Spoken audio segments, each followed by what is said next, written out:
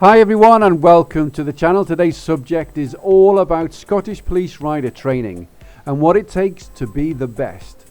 In this video we'll see what happens after I stumbled across a group of 4 police riders and had the pleasure and privilege to ride along with them, and also to see how it's done. This is the second video of 3, and in the previous video we witnessed how a candidate police rider under training performs and overtakes with their instructor closely in tow. In this second video, we will now witness how a second candidate applies a different technique to the first and find out are there any lessons to be learned between the two, and also ask will they keep to the speed limits. And if you're new to the channel, and welcome, and please feel free to view some of my other videos which are often interlinked for your pleasure. And don't forget to like and subscribe, as I would appreciate that ever so much. And if you haven't seen the first video, I would suggest that you do so now and return to this video afterwards, as it will help with the continuity of activity. The link is in the description below. In this video we can now see the second pair of riders following the lorry around about 40 miles per hour. The lead pair of riders have cleared the lorry and are in the far distance as we view. If we freeze frame at this point, we can take a little time to look around to part understand what the candidate rider ahead will have seen and considered prior to their overtake. At the moment, it is predominantly dry, bright but slightly overcast day with a temperature of around about 17 degrees C.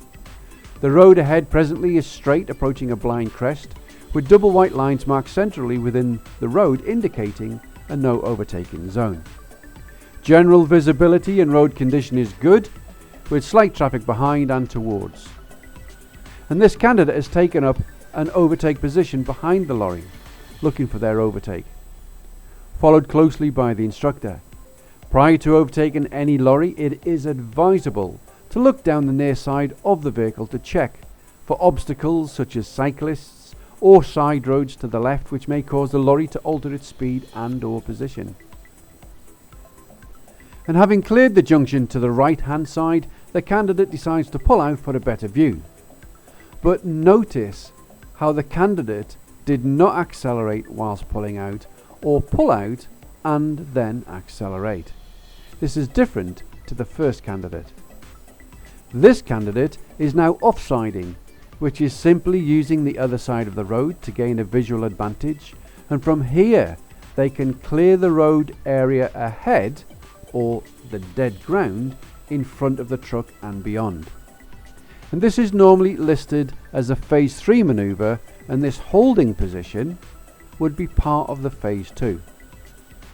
It also gives time to read the road ahead for additional observations and considerations. And by not accelerating at this time, it still offers a plan B to be used should something prevent the overtake, and the candidate can then return to their start position safely. The instructor, however, at this point, thinking the candidate has had enough time to observe, decides to pull out their anticipated overtake phase 3 and to gently encourage the candidate to go. But the candidate is still hesitant, conducting their observational checks, and catches the instructor out.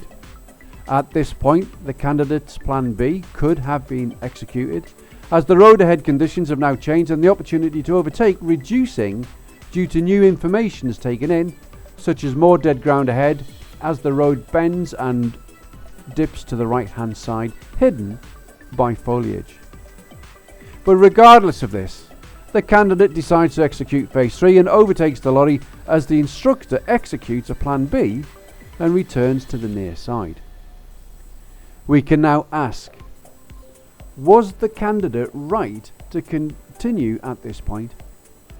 As detailed within the Police Rider's Handbook at page 207 under overtaking moving vehicles, at the bottom in the blue box bulleted points state, always ask, do I need to overtake? And this is always the most important question to ask. Quite simply, there is no real reason to overtake on a public road unless there is stationary vehicles ahead. But I'm not going to get into that. I'll let you decide for yourselves. Next bullet point. Is it safe to do so in the circumstances? We were on the brow of a hill marked initially by a double white line behind a large lorry, mostly obscuring the view ahead with the side road on the right hand side. And also, is my bike capable of overtaking? Well, this will simply come down to having a good understanding of your own machine. But why did the instructor not follow? Maybe some of you can suggest. And how did the actions of the candidate's delayed acceleration affect the lorry driver?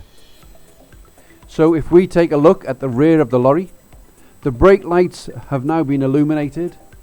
And is it because there's a bend ahead, or is it to help the candidate to return to the near side within the road space available?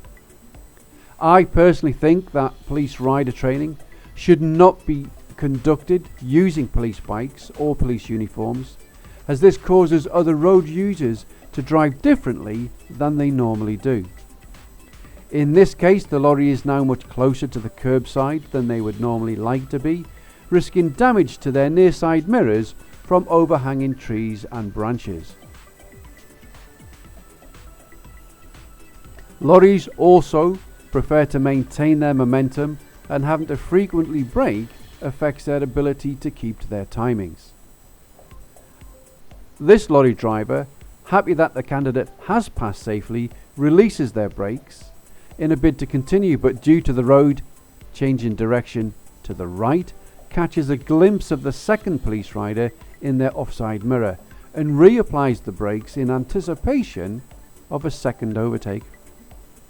And I can assure you that lorries don't normally do this for regular bikers, and bearing in mind the distance to the next bend, I think that lorry's working really hard.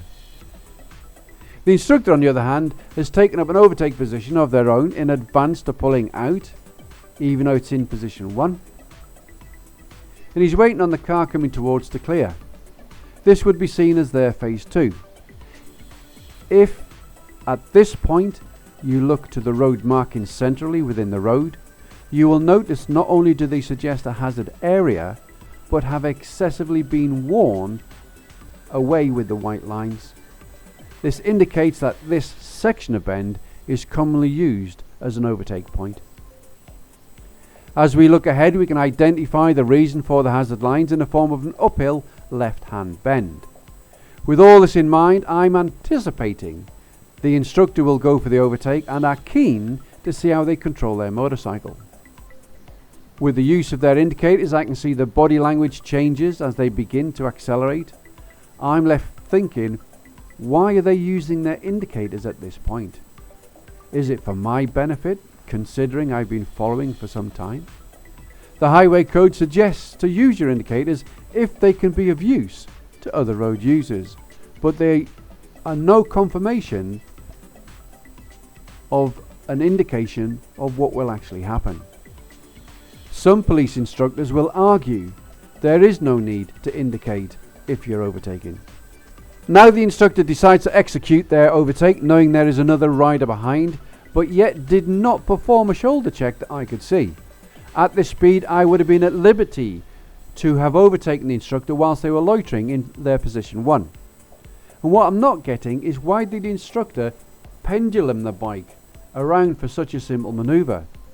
If you look at the start and finish angle of the instructor's bike and the additional stresses imposed upon it simply to overtake, as opposed to my clean and quite straight line barely altering my steering angle. And if we freeze frame here and I check my speed, I'm just at the speed limit. And from here I can see the instructor continues to accelerate, and I estimate their speed to be plus of the national speed limit, enable them to complete the overtake. So we ask, is it wrong to break the speed limit to complete an overtake? And if it's not wrong to speed to achieve an overtake, then how fast should we be allowed to speed whilst overtaking? Did this instructor affect the driver this time around? Once again, the driver felt the need to operate the brakes in a bid to assist the instructor's overtaking, bearing in mind the advancing corner ahead. And let's take it that the instructor did break the speed limit to achieve the pass. They returned to applying the given system of IPSCA. Position 3 is taken up. But more than that, I can see this instructor is paying attention to the road surface and sacrifices position 3 for position 2 before he arrives at the bend. This means he will need to reduce his speed on approach. Always remember, never sacrifice safety for position. And there's a certain Constable Wilkie from Lockheed Dundee who could do with learning that point the next time he deals with a road traffic offence. I will leave this video at this point, as it's mainly myself trying not to speed in a bid to keep up with the instructor, who is trying to catch up with their candidate, and I'm sure the instructor is monitoring their own speed. I don't want them thinking I'm taking liberties. So what can be concluded by this video? Well, firstly, there are set piece manoeuvres which are laid down in Roadcraft, the Police Rider's Handbook, encapsulated by OAP and IPSCA. However, it is clear to see that even the professionals can be a bit rough around the edges when it comes to real life application of that system. So did we ask, did the candidate take too long to overtake? And should the candidate have used their plan B? And was the instructor too close to the lorry for too long prior to overtaking? And is overtaking a reasonable excuse for speeding? And should police rider training be conducted without using high-vis presence in the form of uniforms and motorcycles?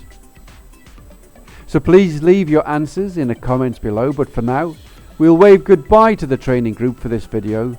But in the next video we will see where I catch up and overtake all 4 riders, and we can ask then, was I right or wrong to do it? Let's find out in the next video. And as always, think safe, ride safe, and I hope to see you not loitering behind vehicles or speeding whilst overtaking lorries the next time you're out for a ride. Bye for now.